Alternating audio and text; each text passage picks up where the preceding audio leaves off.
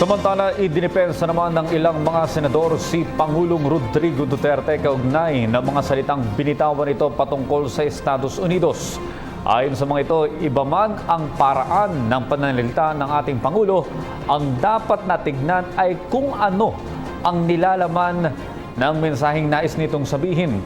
Tiwala naman ang mga mambabatas na mananatili pa rin ang matatag na relasyon ng Pilipinas at ng Amerika sa kabila ng nangyari.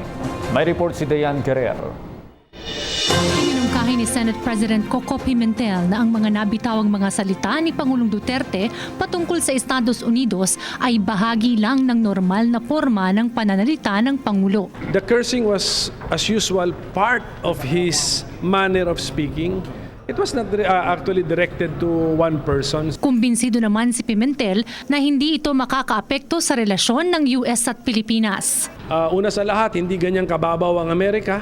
Na pangalawa, hindi rin ganyang kababaw ang Pilipinas. So I don't think this will have any long-lasting or serious consequences in Philippine-US relations. Naniniwala rin si Senator Dick Gordon na hindi makakaapekto ang insidente sa relasyon ng dalawang bansa.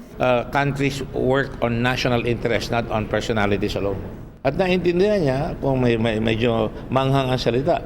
Pero sabi niya, ang relasyon natin ay beyond that. Ang relasyon natin ay mahaba pa at marami pa tayong pagsasamahan. Dagdag pa ni Gordon, dapat maintindihan ng ibang bansa ang klase ng pananalita ng Pangulo. Kaya medyo dapat maintindihan tayo ng ibang bansa na ang Pangulo natin ay talagang ibang klase, ibang content niya, iba ang forma ng salita, pero yung content ang mas mahalaga. Nagpahayag naman sina Senator Risa Ontiveros at Senator Win Gatchalian ng kanilang panghihinayang sa naudlot na pagkikita ng dalawang Pangulo. Sayang talaga.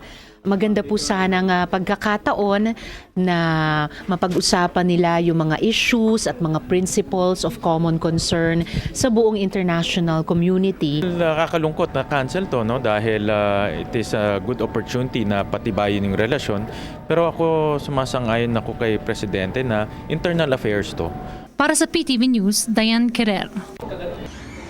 Ako po si Cathy San Gabriel. Subscribe na sa PTV YouTube channel. I-click lang po ang subscribe button.